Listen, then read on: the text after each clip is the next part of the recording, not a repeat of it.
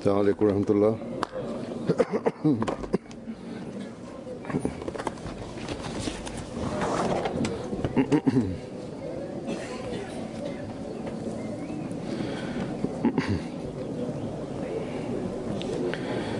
أشهد أن لا إله إلا الله وحده لا شريك له وأشهد أن محمدا عبده ورسوله أما بعد فأعوذ بالله من الشيطان الرجيم بسم الله الرحمن الرحيم الحمد لله رب العالمين الرحمن الرحيم مالك يوم الدين إياك نعبد وإياك نستعين اهدنا الصراط المستقيم صراط الذين أنعمت عليهم غير المغضوب عليهم ولا الضالين.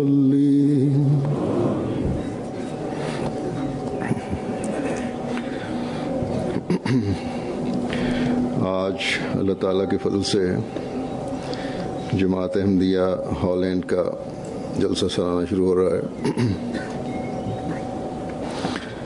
अल्लाह ताला ने एक मरतबा hari ini dengan karunia Allah Subhanahu wa taala Jalsa Jemaat Ahmadiyah Belanda tengah mulai. Allah Subhanahu wa taala sekali lagi memberi taufik kepada saya untuk ikut serta dalam jalsa salanah jemaat Belanda ini. Jalsa ini sesuai dengan program yang tadinya akan diadakan adalah minggu depan, tapi karena keikutsertaan saya dengan memperhatikan program saya, jemaat Belanda membuat program ini lebih duluan seminggu. Dan dengan pemberitahuan singkat program ini mereka telah buat. Memang jemaat Belanda adalah jemaat yang kecil dan jemaat juga kecil dan tidak bisa begitu cepat. Dan namun di dalam perubahan dalam program ini kalian telah melakukannya dengan senang hati. Dan dengan mudah kalian telah men-settingnya. Persoalan tempat tadinya ada dan tempatnya sempit. Ya, tempat yang dipilih dulu tidak bisa untuk waktu ditetapkan. Tetapi karena beberapa kesulitan dan banyak permasalahannya atau bisa jadi ada satu masalah lain yang tuan-tuan akibat dari kesulitan yang kecil-kecil itu terpaksa harus dihadapi. Dalam kondisi seperti itu harus dihadapi dengan senang hati kesulitan-kesulitan itu. Pertama saya mengharapkan Masya Allah bahwa para relawan dengan senang hati mereka berusaha menyampaikan kemudahan-kemudahan dan sepenuhnya. Dan kini di dunia, baik itu jemaat yang kecil atau jemaat yang besar, dengan karunia Allah Subhanahu wa taala, jalsa salanah dan program-program pertemuan besar lainnya untuk memperhatikan itu setiap orang, setiap tempat dengan para relawan kita melakukan tanpa rasa egoisme dan tanpa mementingkan diri sendiri. Dan itu dengan senang hati untuk mengkhidmati para tamu. Mereka setiap saat siap sedia, selalu sigap. Dan tamu-tamu Hazrat Masih Maud alaihissalatu wassalam yang sesuai dengan nizam yang berjalan atas upaya itu, tamu yang akan datang untuk menghormati mereka secara khusus tanpa keegoan para tamu kita lakukan.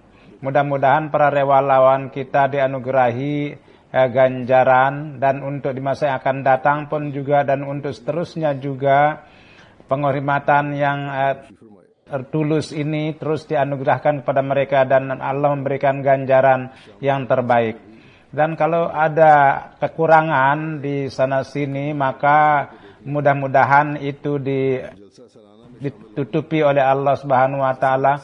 Dan para tamu dan orang yang ikut serta dalam jalsah juga, bahwa kendati hendaknya mereka jangan melihat kekurangan. Tujuan daripada ikut serta dalam jalsah ini, dan dengan memperhatikan tujuan-tujuan jalsah ini yang Hazrat Masih Maud alaihissalatu wassalam sendiri telah terangkan, dan tujuan itu adalah yang merupakan tujuan baiat. Sesudah baiat,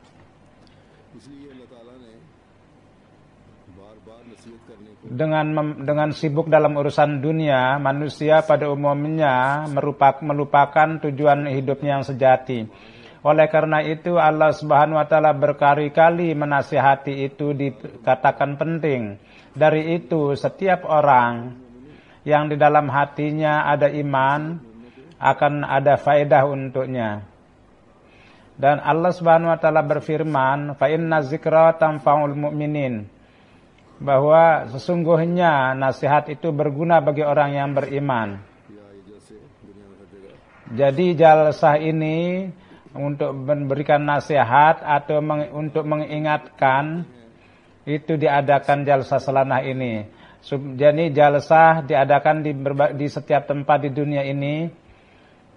Ini diadakan untuk memberitahukan bahwa imam dengan setelah baiat di dalam imam zaman, maka hendaknya mengingat janji itu. Nanti mengingat akan janji baiat itu. Kalau akibat daripada kesibukan-kesibukan dunia terlahir kelemahan-kelemahan, maka kini dari sejak awal dengan mendengar nasihat-nasihat itu dalam bidang ilmu dan tarbiyat dan nasihat-nasihat, dan dengan mendengarkan ceramah-ceramah, akan ada perhatian untuk urusan dunia agama. Dengan duduk bersama-sama, kebaikan-kebaikan satu dengan yang lain, saling menyerap kebaikan-kebaikan itu, dan menjauhkan keburukan-keburukan itu. Dan senantiasa hendaknya ingat bahwa pada saat jalsah, kepada urusan pribadi hendaknya jangan ada perhatian. Bahkan semua program, seberapapun itu ada, dalam mendengarkan itu, dan sesudahnya pun juga. Kebanyakan waktu harus dilalui dengan doa-doa dan zikir, hendaknya berupaya untuk itu.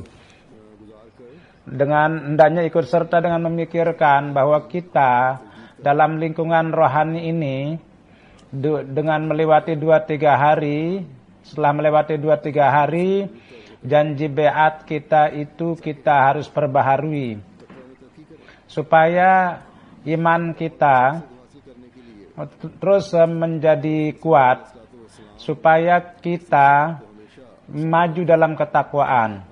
Dan untuk meraih maksud ini, Hazrat Masih Maud alaihissalatu wassalam hendaknya sabda itu harus kita perhatikan, yaitu dia bersabda bahwa semua orang-orang yang muhlis yang masuk dalam baiat ini, hendaknya zahir pada mereka bahwa tujuan baiat itu supaya kecintaan kepada dunia itu menjadi dingin, dan kepada Tuhannya dan kepada kecintaan kepada Rasul sallallahu alaihi wasallam itu menjadi menang, unggul. Dan terlahir kondisi meninggalkan dunia, sehingga kehidupan akhirat itu jangan sampai dibenci. Dan hendaknya kita ingat bahwa jalsah ini untuk kita, untuk meraih standar ini hendaknya menjadi sarana. Mendahulukan dunia agama daripada dunia, perhatian itu hendaknya tambah kita cemerlangkan. Allah Subhanahu wa taala dan kecintaan kepada Rasulnya dalam kondisi ini, dalam bentuk ini hendaknya unggul dari semua kecintaan. Apabila kita ketahui bahwa apa yang Tuhan inginkan dari kita, bahwa Rasul apa yang diinginkan dari kita, dan tidak hanya sekedar bahwa kita tahu atau kita tahu bahwa apa yang Allah Ta'ala dan Rasulnya inginkan dari kita, bahkan hal-hal ini, yakni dengan menyatukan hal ini, itu kita amalkan juga, perlu kita amalkan juga. Dan kemudian untuk meraihnya, kita hendaknya berusaha sepenuhnya, secara terus-menerus. Dan apabila kita mengamalkan hal itu, maka baru kondisi itu akan terlahir di mana manusia itu, perjalanan akhirat itu akan mereka cintai. Satu masa manusia itu akan pergi dari dunia ini.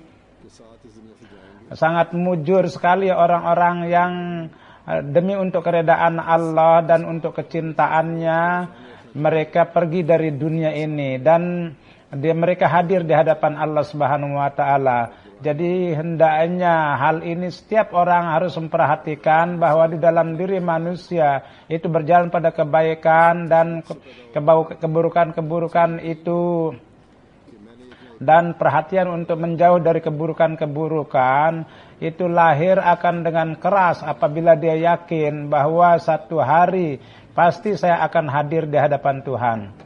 Dan di sana saya akan berkenaan dengan amal saya akan ditanya.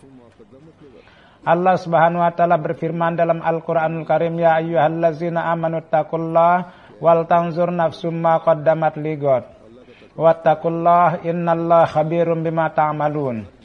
yakni wahai orang-orang yang beriman, bertakwalah kepada Allah dan hendaknya setiap jiwa hendaknya memperhatikan hal ini, bahwa untuk besok apa yang dia akan kemukakan, persembahkan, dahulukan, yakni bertakwalah itu kepada Allah, bahwa apa yang kamu lakukan Allah Maha mengetahui.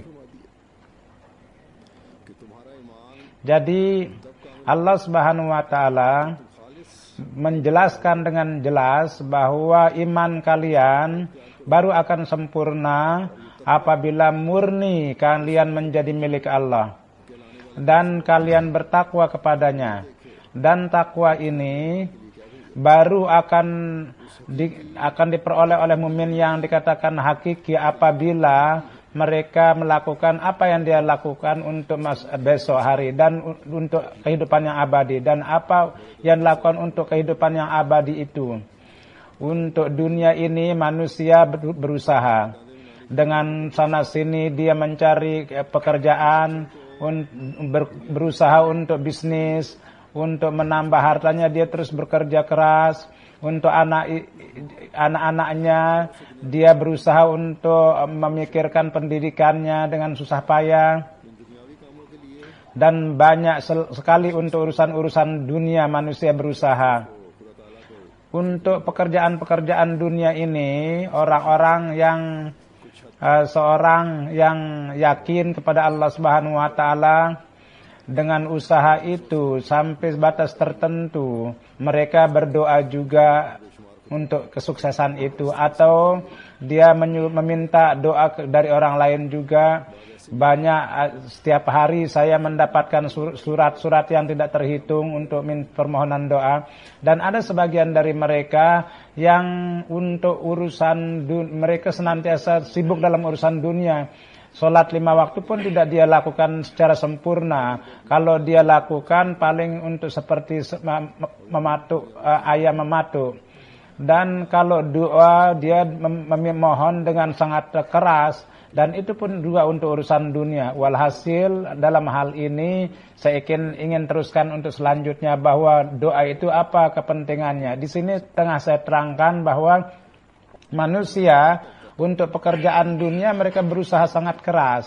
Dan ini pendakwaan dari seorang Ahmadi bahwa saya telah mengimani aman zaman pada saat ini yang dengan ajaran Islam yang cantik, dia terus memperingatkan. Tapi standar yang sejati dia tidak ambil yang hendaknya seorang Ahmadi lakukan dalam ketakwaan. Tuhan itu tidak berfirman bahwa sesudah wafat akan ditanyakan mengenai kemajuan dunia kamu. Bahkan bahwa bertakwalah kepada Allah dan perhatikanlah, lihatlah untuk besok, untuk akhirat itu, dan yani untuk kehidupan akhirat itu yang akan mulai sudah kamu wafat, yang merupakan kehidupan yang seterusnya, apa yang kamu telah persembahkan untuk itu. Harta dunia, bank, keluarga, semuanya akan tinggal di sini. Berkenaan dengan ini Tuhan tidak akan tanya. Allah Subhanahu wa taala akan tanya, yaitu bahwa pekerjaan-pekerjaan baik yang kamu telah lakukan, yang sudah saya tekankan, berapa banyak yang kamu telah lakukan.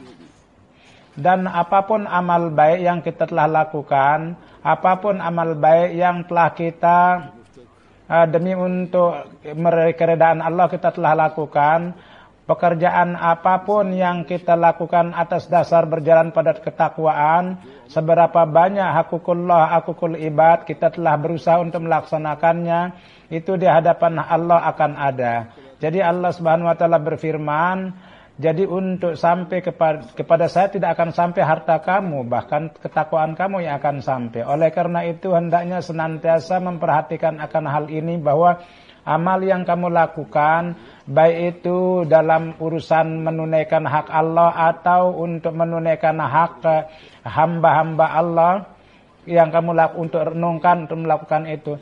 Apa yang kamu lakukan atas dasar ketakwaan, amal itulah yang berkenaan dengan itu. Allah berfirman bahwa perhatikanlah ini, kamu telah lakukan apa yang kamu telah persembahkan untuk hari esok. Inilah amal di hadapan Allah akan diterima, akan dikabulkan. Apapun yang Allah Subhanahu wa taala jadi kalian lakukan dengan memperhatikan Allah, seorang hamba lakukan di hadapan Allah, dia akan memperoleh ganjarannya. Allah Subhanahu wa taala tidak bisa ditipu. Allah Subhanahu wa taala setiap niat dari amal kita itu, dan dia mengetahui segala sesuatunya amal kita. Dia mengetahui bahwa amal kita itu apa dan niat kita apa dalam mengamalkan itu. Oleh karena itu Rasulullah sallallahu alaihi wasallam bersabda bahwa amal itu bersandar pada niat, tergantung dari niat. Jadi itulah amal kita di hadapan Allah Subhanahu wa taala akan diterima, yang untuk melakukannya itu niat kita itu baik. Dan dengan bertakwa kepada Allah, kita lakukan di dalam hati kita. Yang dalam menunaikan hakukullah yang paling penting adalah salat. Allah Subhanahu wa taala sesudah beriman kepadanya, syarat yang paling penting yang kedua adalah menegakkan sholat. Tapi di tempat lain orang yang menunaikan sholat itu sangat di-warning, diperingatkan. Dia berfirman, fawailun lil musallin. Jadi untuk orang yang sholat, jadi untuk orang yang rajin sholat itu kehancuran. Yakni untuk orang-orang yang sholat, yang tidak menunaikan hak-hak sholatnya itu, yang tanpa ketakwaan dia menunaikan sholat.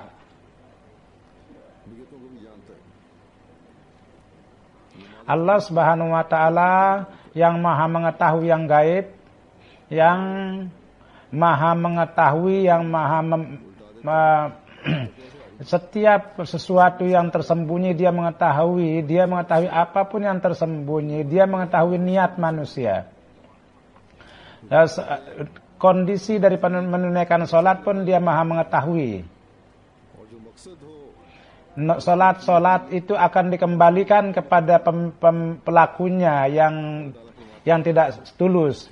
Jadi hendaknya tulus dalam berusaha menunaikan sholat, karena sholat adalah telah nyatakan sebagai tujuan hidup kita, dan maksud untuk meraih itu, hendaknya kita harus berusaha sepenuhnya. Allah Subhanahu wa taala berfirman, "Wa ma khalaqtul jinna wal insa illa liya'budun." Yakni saya hanya menciptakan jin dan manusia itu untuk beribadah. Dan kemudian Rasulullah sallallahu alaihi wasallam berfirman bahwa salat itu adalah inti daripada ibadah. Sumsum daripada ibadah. Sebagaimana saya telah sebutkan bahwa orang-orang duniawi untuk mencari dunia, bagaimana usaha kerja kerasnya. Betapa dia kerja keras untuk meraih itu, dan betapa dia harus mendapat kesulitan, betapa dia berpikir sehingga sehatnya pun juga dia hancurkan. Harta dunia, kekayaan itu kalau dia itu rugi, dia akan sakit jantung. Dia akan kena serangan jantung. Sebagian orang, jadi kalau tidak ada hasilnya, kadang-kadang ada orang sedemikian rupa dia stres sehingga sepanjang umur dia menjadi murung.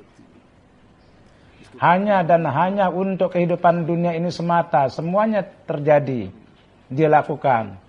Kalau diperhatikan, maka untuk kehidupan yang aktif, jadi umur manusia itu sebanyak-banyaknya sampai 60 tahun. Sesudah itu pada umumnya kehidupan kita itu tidak aktif. Pada umumnya anak-anak atau itu manusia itu bergantung kepada kasih sayang anak-anak atau orang lain. Atau misalnya perhatikan di negara ini, coba perhatikan kebanyakan orang itu mereka pergi ke panti sosial, panti jompo. Kalau sudah tua itu tidak ada orang yang menanya. Di sana semuanya di bawah pengasihan sampai pada umur itu, barang siapa seorang yang yakin pada zat Allah, dia akan kembali ingat kepada Allah. Pada saat itu terpikir juga akan kehidupan yang di akhirat, untuk akibat yang baik. Dia berdoa juga dan memohon doa juga kepada Allah.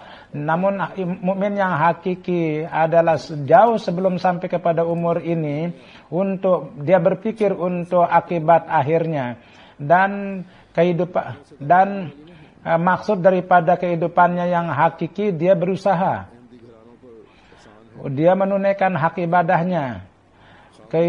Ketertarikan dunia dan glamornya dunia tidak melalaikannya daripada ibadah, tidak melalaikannya daripada ibadahnya.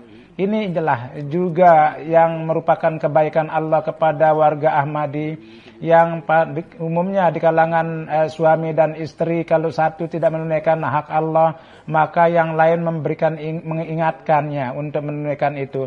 Banyak sekali orang-orang dalam pertemuan, dalam surat-surat dia memberitahukan kepada saya bahwa suami saya atau untuk istri saya doakanlah, dia tidak ada perhatian pada sholat. Jadi supaya ada perhatian kepada sholat dalam dirinya. Pada umumnya perempuan-perempuan lebih banyak mengatakan itu. Di mana hal ini dari segi itu sangat baik sekali, bahwa perempuan-perempuan kita lebih banyak perhatian kepada sholat, dan diharapkan bahwa akibat daripada perhatiannya itu anak-anaknya pun punya perhatian dan dia memberi perhatian tarbiyat kepada. Namun ada kekhawatiran juga bahwa laki-laki yang dijadikan sebagai pengayom, yang dijadikan sebagai pemimpin rumah tangga, dia itu malas. Dia sebagai pimpinan rumah tangga, dan yang tanggung jawabnya adalah bahwa untuk contoh sebagai orang-orang di rumah, bahkan perlu untuk menjadi contoh. Dia jika tidak berusaha mencapai maksud itu yang merupakan tujuan hidupnya itu, maka apa contoh yang akan dilihat oleh anak-anak? Dan pada umumnya ini yang terjadi, bahwa anak-anak yang besar ketika muda, ketika sudah dewasa, maka kalau bapak tidak sholat, maka dia mengatakan, kenapa kami sholat? Kendati ibu mengingatkan sekalipun, sholat yang merupakan inti daripada ibadah, untuk menunaikan hak itu hendaknya caranya adalah bahwa kalau masjid atau pusat sholat jauh, maka hendaknya di rumah itu diadakan sholat berjamaah, supaya dari berkat-berkat sholat itu rumah itu bisa terpenuhi dan karunia Tuhan turun kepada rumah itu.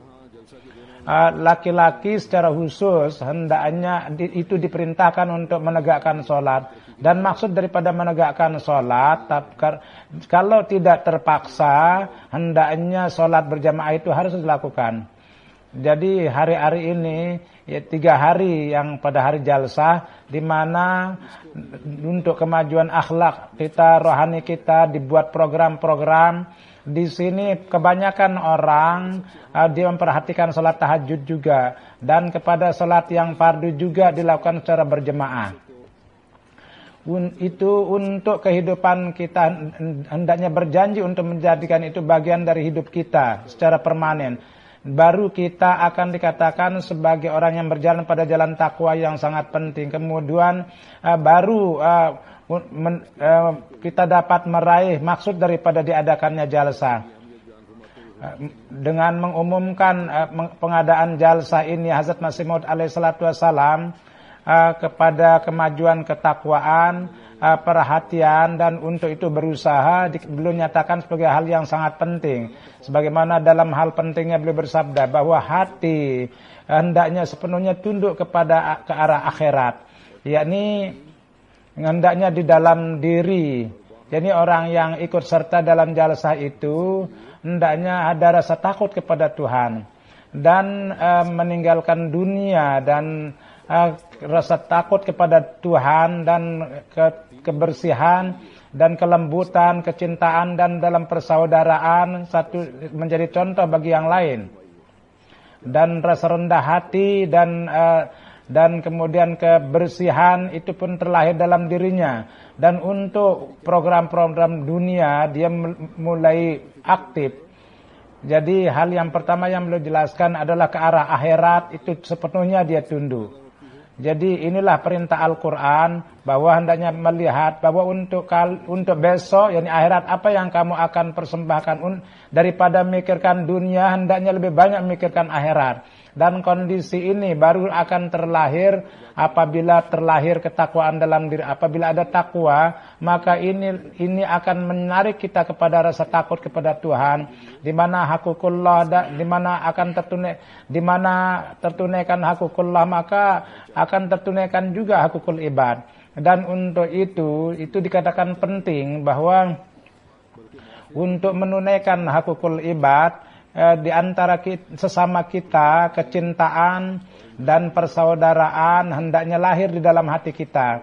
Maka kecintaan tidak hanya sekedar kecintaan di antara sama kita, bahkan hendaknya masyarakat pun juga akan tegak dengan baik. Dan kerendahan hati dan kebaikan dan memperhatikan orang lain hendaknya seperti sedemikian rupa sehingga dunia mengatakan bahwa ini orang Ahmadi, bahwa dia berbeda dari orang lain. Dalam menunaikan hak-hak Allah dan hak hambanya, kalau ada ingin melihat contoh itu, maka lihatlah orang Ahmadi. Kemudian beliau bersabda bahwa untuk program-program dunia hendaknya harus aktif.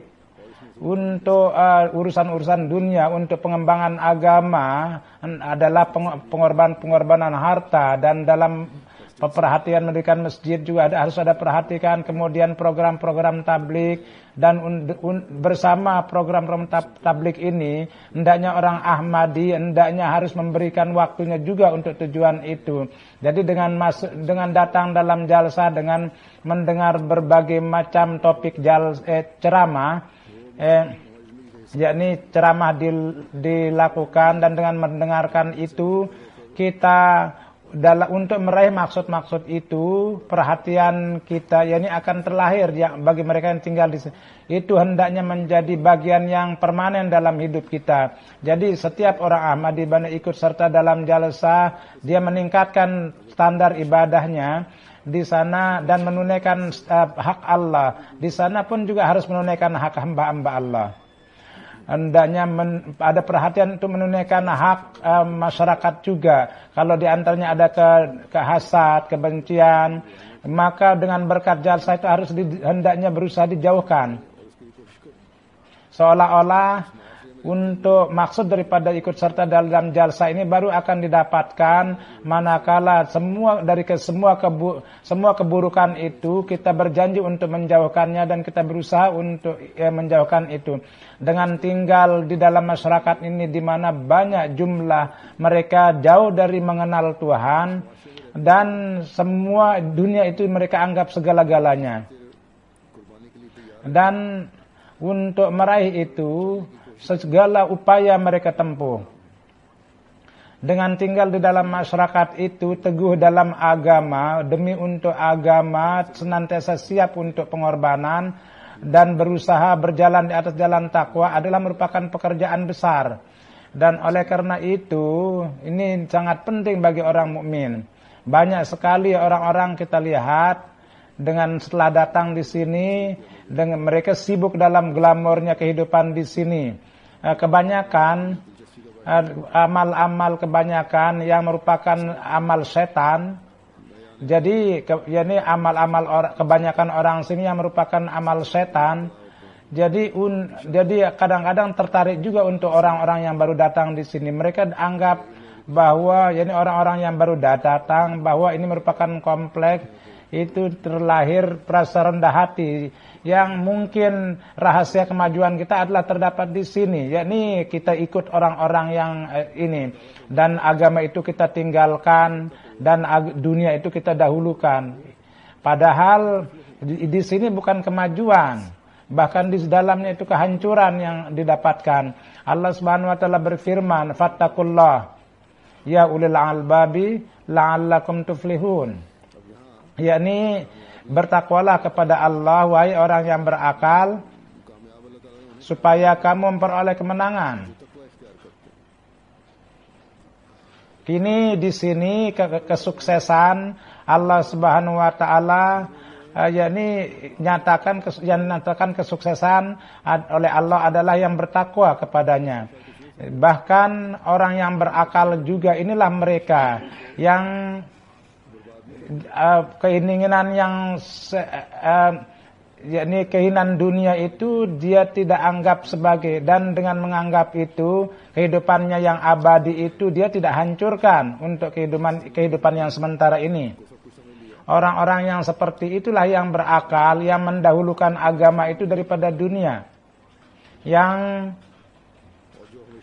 kehidupan dunia ini dia anggap segala-galanya.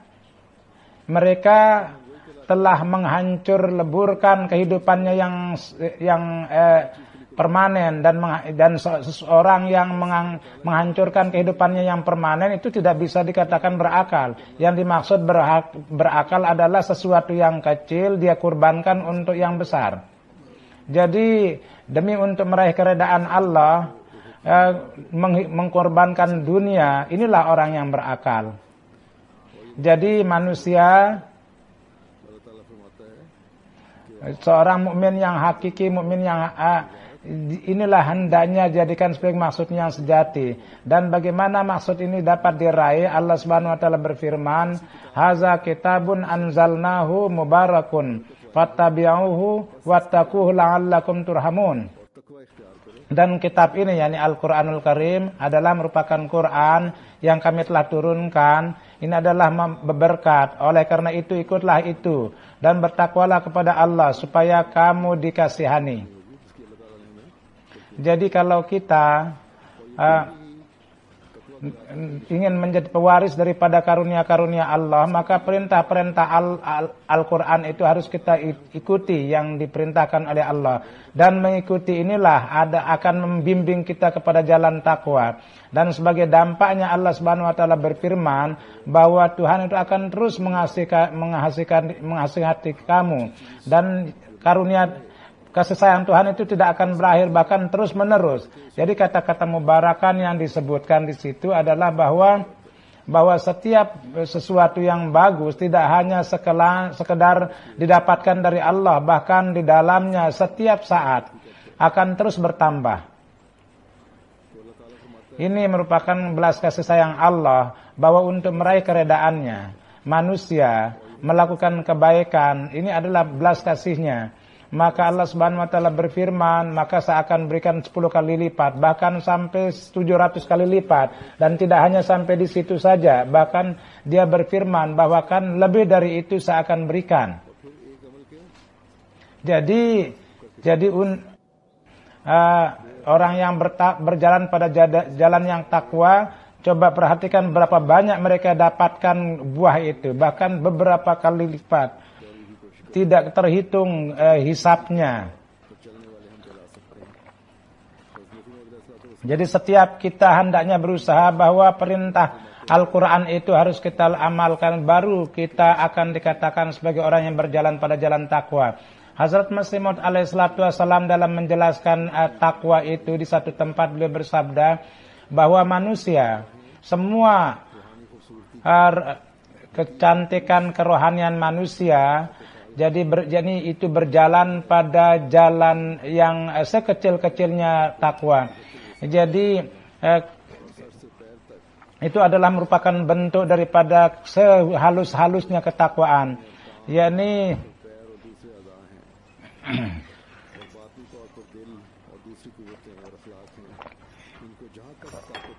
di mana mata, kaki, semua itu merupakan karun dan hati dan kekuatan-kekuatan yang lain yang sebatas mana itu kekuatan kita menggunakannya dengan benar dan menjauhkannya dari yang tidak benar, itu adalah ketakwaan.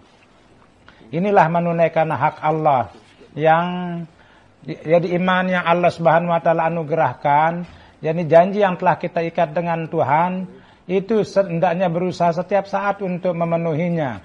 Dengan semua organ tubuh kita menunaikan itu. Tangan kita lakukan yang diperintahkan untuk melakukannya. Kaki maka hendaknya kita lakukan untuk pergi kepada kebaikan yang Allah Subhanahu wa taala perintahkan untuk melakukannya. Setiap langkah yang kita pergi untuk ke masjid, yang itu diberikan ganjaran. Jadi setiap langkah yang dengan meninggalkan keramaian dunia, dia pergi ke masjid, itu adalah menunaikan hak Allah. Begitu juga sesuatu yang potensi yang tersembunyi dalam diri manusia, itu pun juga menunaikan itu. Demi untuk Allah menggunakannya itu. Dan kemudian setan yang melakukan penyerangan berusaha untuk menghindar dari itu. Itu jadi terlalu ingat dari serangannya yang tersembunyi, bahwa bagaimana dia melakukan serangan. Dan kemudian dia bersabda sebagai perlawanan, jadi menunaikan hakul ibad, yakni hak-hak Allah, yakni dan hak-hak hambanya. Itu pun juga perlu memperhatikan itu.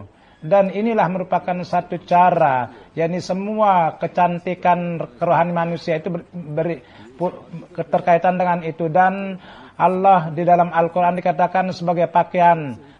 Oleh karena itu libasut taqwa dikatakan yakni mengisyaratkan bahwa kecantikan rohani dan itu lahir daripada ketakwaan. Dan takwalah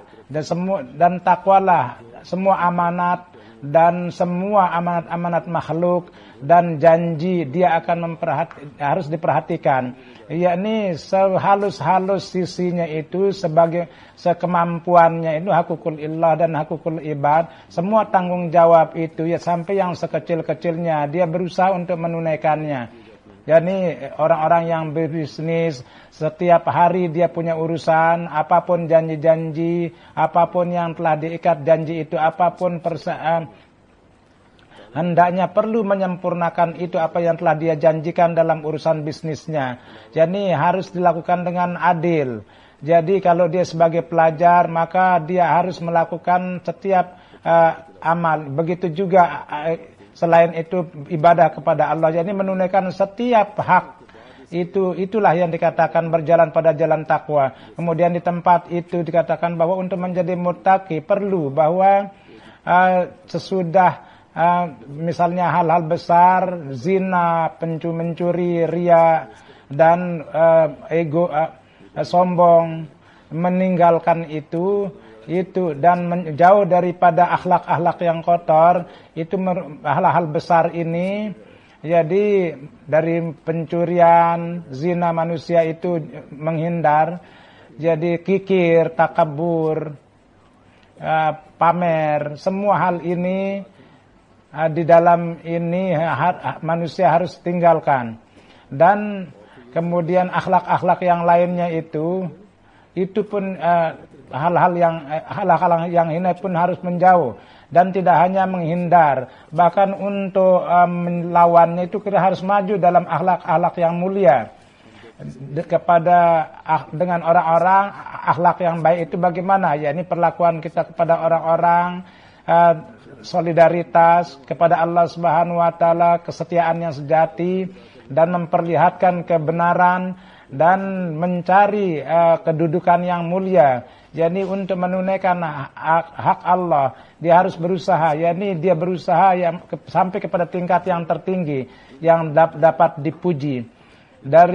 Dengan hal-hal itulah manusia dikatakan muttaqi. Dan manusia yang memiliki semua itulah muttaqi yang sejati. Yani kalau dia perhatikan satu persatu, kalau hanya satu tidak dikatakan muttaqi. Banyak sekali kebaikan-kebaikan, banyak sekali amal-amal soleh. Kalau satu-satu, dua-dua, maka tidak dikatakan muttaqi sejati. Dikatakan muttaqi sejati adalah di mana semua akhlak ini ada dalam dirinya. Yakni per hal-hal kecil yang kotor yang itu dihabiskan, dan akhlak-akhlak yang tinggi itu harus dilaksanakan, dan setiap akhlak yang mulia itu dimiliki. Maka itulah yang dikatakan orang muttaqi. Berkata kalau ada akhlak-akhlak satu-satunya tidak dikatakan muttaqi apabila tidak secara keseluruhan tidak terdapat akhlak mulia. Dan untuk orang-orang yang seperti itu dikatakan wala khaufun alaihim wala hum yahzanun. Yang sesudah itu hendaknya orang-orang yang seperti itu akan dijaga oleh Allah. Apabila manusia sampai kepada hal itu, maka tidak ada rasa takut, tidak ada sedih. Maka Allah Subhanahu wa taala akan bersama dia. Sebagaimana dia berfirman, wa huwa yatawallas salihin.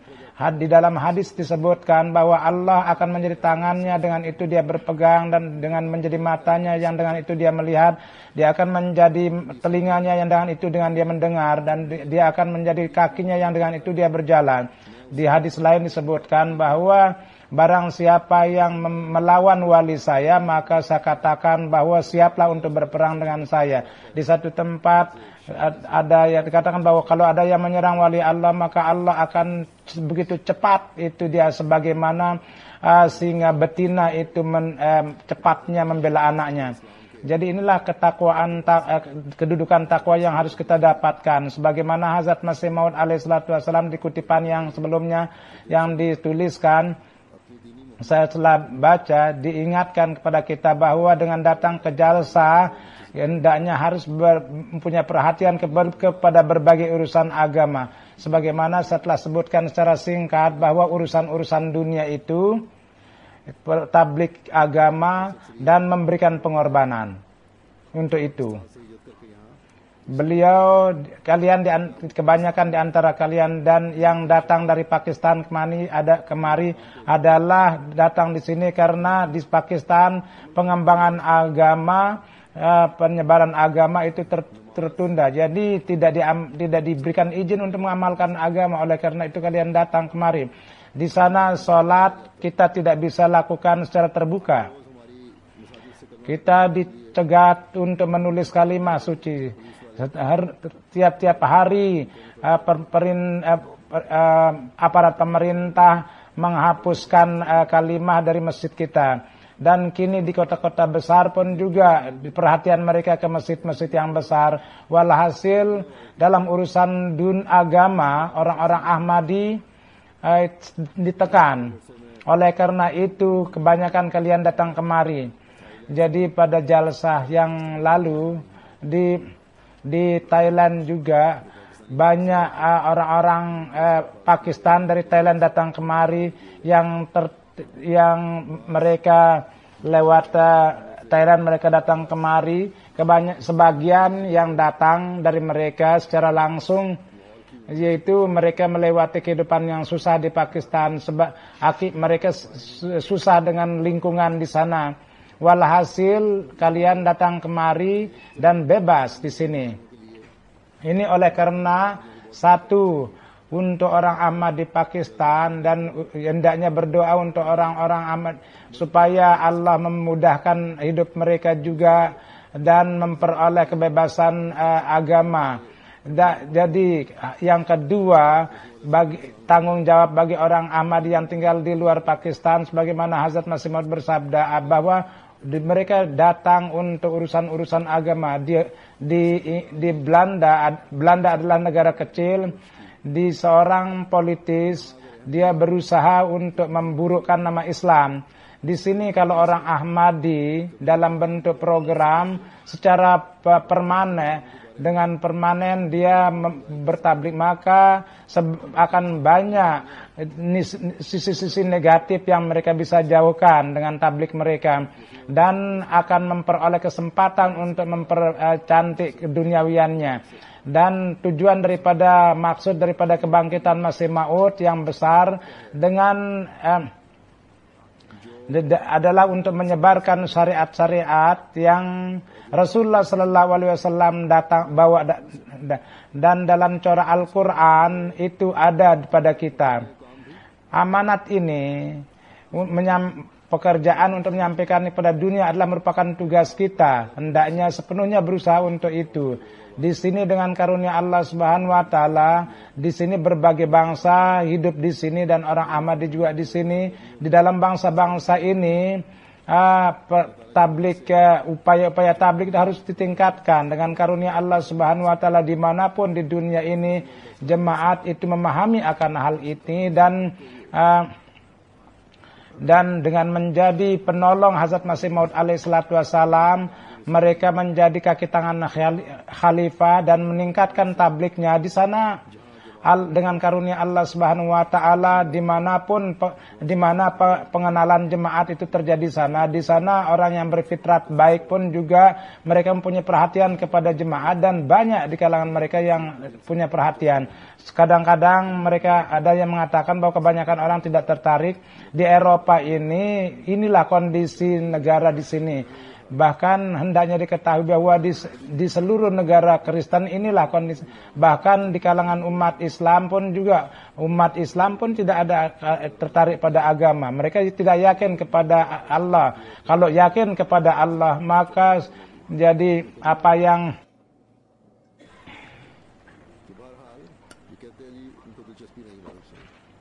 walhasil mereka itu mengatakan bahwa ini mereka tidak tertarik, mereka tidak yakin kepada Tuhan. Ini juga merupakan pekerjaan kita, bahwa keyakinan kepada Allah itu kita harus ciptakan dalam diri mereka, sebagaimana Allah berfirman bahwa ikutilah Al-Quran dan bertakwalah kepada Allah.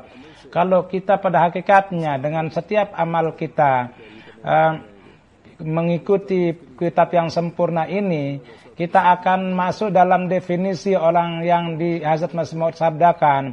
Maka contoh kita inilah yang akan membuka jalan untuk tablik kita, akan menjadi faktor pembuka jalan. Walhasil ini perlu ada perhatian. Kalau ada perhatian, insya Allah Allah Subhanahu wa taala akan memberikan ganjaran.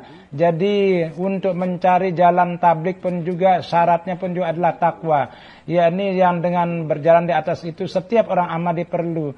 Dengan bead di tangan Hazrat Masih Maud, kita di dalam diri kita harus janji yang kita untuk menciptakan perubahan suci dalam diri kita, perlu kita menjadi bahan perhatian kita. Perlu kita hendaknya senantiasa ingat bahwa usaha kita, upaya kita, doa-doa kita hendaknya menjadi faktor untuk memperlihatkan jalan kepada dunia. Kalau tidak pada zaman ini, selain jemaat Hazrat Masih Maud, tidak ada jemaat yang memperlihatkan Islam yang hakiki kepada dunia. Jadi dengan datang kepada jalsa ini, setiap orang Ahmadi pada 3 hari ini hendaknya memperhatikan, di mana perlu untuk memperhatikan itu, hendaknya perlu berjanji bahwa di masa yang akan datang kita akan berusaha sepenuhnya untuk menunaikan hak Allah, dan berusaha untuk menunaikan hak-hak saudara-saudara kita, dan juga berusaha untuk menunaikan hak masyarakat, dan kita berusaha sepenuhnya untuk menunaikan hak negara yang telah memberikan kebebasan untuk hidup kepada kita. Dan hak ini adalah dapat ditunaikan dengan tablik dan dengan menyampaikan ajaran Islam yang cantik kepada mereka, dan dengan menjauhkan semua kesalahpahaman tentang Islam itu dapat bisa. Jadi semua laki-laki, perempuan hendaknya berusaha menunaikan hak ini, baru akan ada perhatian dan baru akan terlahir revolusi itu. Hendaknya senantiasa tetap berdoa. Insya Allah Tuhan akan perlihatkan tanda-tanda dengan doa. Banyak pekerjaan yang manusia tidak bisa kerjakan, yang tidak bisa terlahir dengan cara-cara tablik. Kita tunduk di hadapan Tuhan, kita berdoa, maka Tuhan pun akan memperlihatkan tanda-tandanya. Dan tanda-tanda itulah yang bisa menciptakan revolusi. Mudah-mudahan Allah Subhanahu wa taala memberi taufik kepada semuanya. Pada hari-hari ini Allah Subhanahu wa taala, setiap orang yang ikut serta dalam jalsa ini, setiap orang Allah memberikan taufik kepada mereka bahwa kehidupan mereka, waktunya, agamanya mereka melewati dalam doa. Mudah-mudahan Allah memberi taufik kepada semuanya untuk menciptakan perubahan suci. Sesudah Jumat saya akan mensolatkan solat jenazah gaib, yaitu seorang karyawan kita yang sangat muhlis, yakni Mukarram Ahmad, jadi muhasil daripada Provident Fund dari Pakistan, tanggal 13 Mei pada 2012 beliau wafat. Innalillahi wa inna ilaihi rajiun. Dan dia akibat sakit, dia beli ke keluarga beliau dari Gudaspur. Jadi ilahi bahas kakek beliau adalah merupakan sahabat Masih Maud. Bapak beliau 1908 dia kemudian dia pindah ke Kadian. Beliau beliau lahir 1938 dan beliau lulus di Cinyot dan dapat gelar BA, dan bulan Juli 1956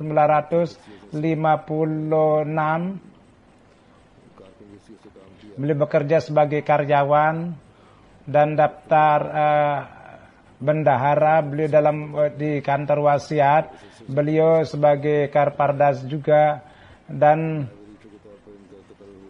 pada tahun 1900 dan kemudian beliau bekerja di bidang Provident Fund dan banyak sekali, dan beliau bekerja juga di kantor Jalsa Salana. Beliau banyak mempunyai kelebihan-kelebihan dan beliau sangat teratur dalam sholat, dan dalam keadaan sakit pun beliau datang di masjid. Beliau sangat rajin tahajud dan banyak berdoa dan selalu ceria, dan beliau seorang yang sangat baik dengan tamu dan sangat dan ingatannya juga sangat bagus, dan banyak mengajarkan anak-anak Al-Quran dan sangat cinta kepada khilafat. Beliau seorang musi, dan di dalam kehidupannya beliau sudah membayar bagian jaidatnya. Selain istri ada 2 anak. Mudah-mudahan Allah Subhanahu wa taala mengampuni dan memberikan kedudukan di surganya.